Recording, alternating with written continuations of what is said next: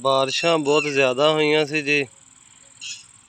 कुछ लोगों ने पानी कढ़ लिया, कुछ ने नहीं कढ़े। बारिशां होने तो बाद टैंपरेचर ज़्यादा हो गया बिल्कुल। तो जिन्हों ने पानी कढ़िया सी ना वो नरमे सड़ गए नीचों। आ तुसीं देख लो, आ पत्ते कपास के पत्ते किद्दां सड़े आ, चेक कर लो। इस तरह वो अगले पौधे भी ऊपर सारे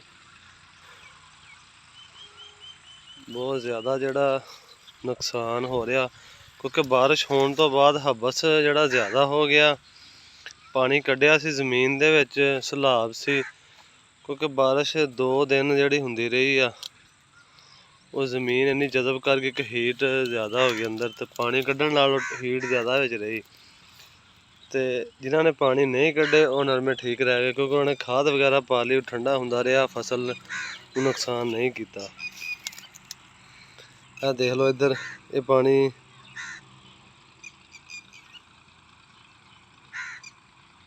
इधरों पानी कोई नहीं कढ़िया, ये बिल्कुल ठीक है। आ देख लो, आ नरमा कितना सुक्या हुआ।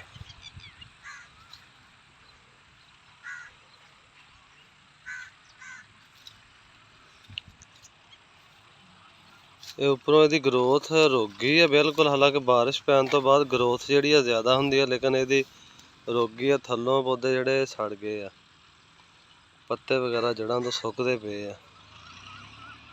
ते जेड़े कोई तजर्बाकार जिमींदार भरा जोड़े है वो मशवरा जरूर दिओ कि इनू केड़ी फर्टिलाइजर हुण देनी चाहिए, केड़ी खाद देवे तो बेहतर हो जाएगा। आ फसल ठीक है, क्योंकि जो पानी नहीं कढ़िया, हाले भी पानी खड़ा वा।